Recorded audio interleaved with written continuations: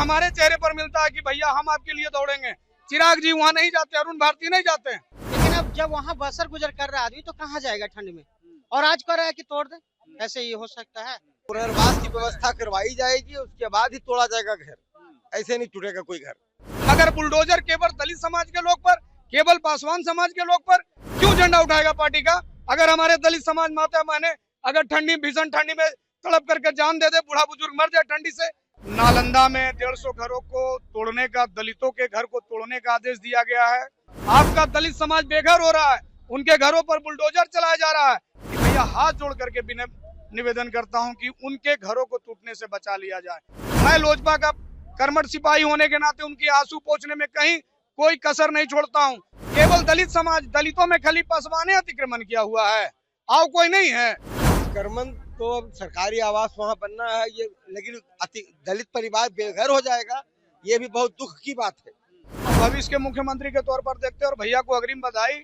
नमस्कार, हेडलाइंस बिहार देख रहे हैं पर मैं हूं आपके साथ मयंक पांडे। देखिए, आज चिराग पासवान की पार्टी लोजपा रामविलास का स्थापना दिवस है और बापू सभागार में मौजूद है हम। आप देख सकते हैं चारों तरफ जो भीड़ है, लोगों की भीड़ है, ये जो मंजर है ये उसी स्थापना दिवस के लिए है। और हम लोगों से बातचीत करने वाले हैं, लोगों से बातचीत करके ये जानने का प्रयास करने वाले हैं कि क्या मानना है लोगों का। चिराग पासवान जो है एक बेहतर नेता के रूप में उभर रहे हैं, सांसद उनके आए, फिर विधायक आए, अब मंत्री आए।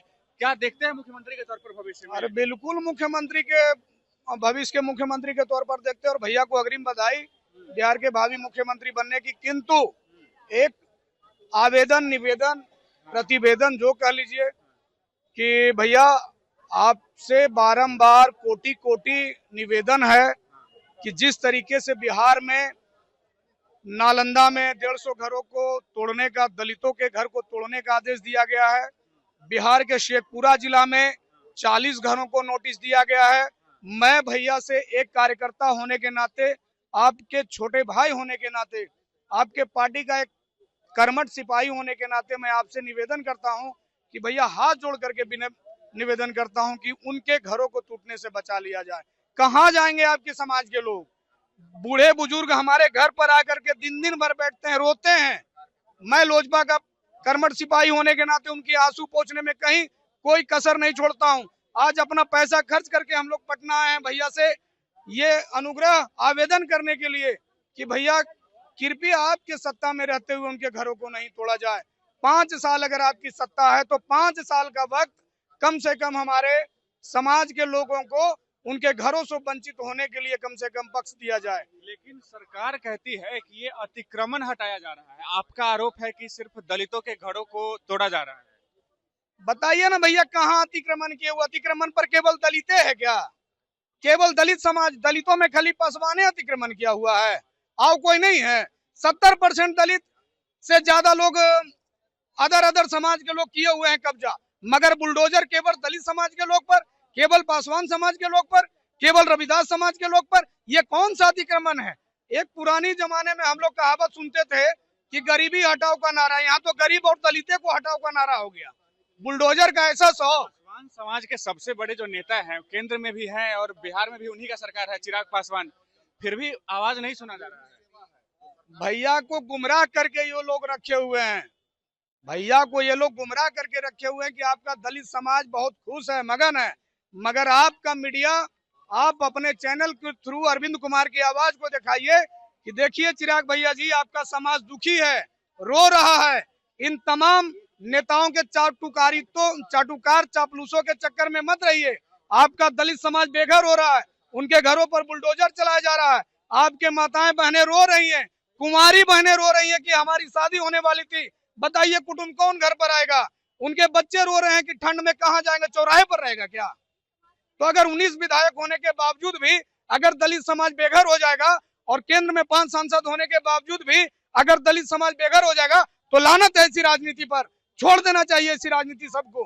क्यों झंडा उठाएगा पार्टी का? अगर हमारे दलित समाज माता बहने अगर ठंडी, भीषण ठंडी में तड़प करके जान दे दे, बूढ़ा बुजुर्ग मर जाए ठंडी से, कहाँ जाएगा? आप पहले बसाइए फिर तोड़िए, हमें कोई दिक्कत नहीं है। आप जैसा बोल रहे हैं, आपकी बातों से बगावत का सुर जो है नजर आ रहा है। अरे बगावत, जहां हम मेहनत की है फल उसी को, हमें हमारे पिताजी ने हमें पाल पोस कर इतना बड़ा किया है। अगर आज हम कोई गलत करेंगे तो हमारे बाबूजी हमको डांटेंगे कि नहीं डांटेंगे? हमको मारेंगे कि नहीं मारेंगे। तो पार्टी का कार्यकर्ता पार्टी के नेता का गार्जियन होता है। अगर पार्टी के नेता को दुख हुआ है, पार्टी के कार्यकर्ताओं को दुख हुआ है, तो क्या अपने नेता को आईना नहीं दिखा सकता है क्या? इसमें बगावत वाली क्या बात है? मेहनत हम उनके लिए किए हैं, वोट हमारे चेहरे पर मिलता है कि भैया हम आपके लिए दौड़ेंगे। चिराग जी वहां नहीं जाते, अरुण भारती नहीं जाते हैं, तो लोग हमको बोलते हैं कि आपके कहने पर हमने वोट दिया और आज हमारे घरों को तोड़ा जा रहा है। तो कौन आएगा बताइए, कौन जाएगा? हमारे कहने पर कौन वोट दे देगा? आज हम ना उसके साथ खड़े हैं जी। आज से पूरा से पटना आए हैं कि उनके घरों को बचा लीजिए। हाथ जोड़ करके निवेदन करने के लिए भैया से आए हैं कि हमारे माताओं बहनों, दलित समाज, पासवान समाज के बुधौली शेखपुरा वार्ड नंबर 11 के घरों को टूटने से बचाइए। नालंदा के 150 घर पासवान को टूटने से बचाइए। बिहार के विभिन्न जिलों को दलित पासवान को बेघर होने से बचाइए। देखिए, इनका आरोप है कि अतिक्रमण नहीं हटाया जा रहा है, सिर्फ दलितों के घरों को तोड़ा जा रहा है। क्या मानना है? नहीं, अतिक्रमण तो अब सरकारी आवास वहाँ बनना है ये, लेकिन दलित परिवार बेघर हो जाएगा, ये भी बहुत दुख की बात है। आप लोग ये आवाज उठाइएगा आज? हाँ, एकदम बोलेंगे चिराग जी से, कोई दो राय की बात नहीं है। ये हम लोग बोलेंगे उनसे। उम्मीद है कि जो कि आप उसके लिए रहने की व्यवस्था करवाइए, उसके बाद आप उसको तोड़ दीजिए। और उम्मीद है कि चिराग जो है बात सुनेंगे आप लोगों की? एकदम सुनेंगे, ये संपूर्ण विश्वास है हम लोगों को। सुनेंगे और उस पर अमल होगा जी। ये जो दलितों का घर तोड़ा जा रहा है, नहीं, पुनर्वास की व्यवस्था करवाई जाएगी, उसके बाद ही तोड़ा जाएगा घर, ऐसे नहीं टूटेगा कोई घर। दलितों का घर तोड़ा जा रहा, अतिक्रमण की बात है तो ठीक है। अतिक्रमण आज से तो नहीं था, पहले से भी था। जब बनाया जा रहा था तो वहाँ पे पदाधिकारी को ध्यान नहीं था क्या अतिक्रमण सरकारी घर में जरूर जमीन है, उसको बनाते वक्त ही उसको अति किया जाता, रोका जाता। लेकिन अब जब वहाँ बसर गुजर कर रहा आदमी तो कहाँ जाएगा ठंड में, और आज कर रहा है कि तोड़ दे, ऐसे ये हो सकता है?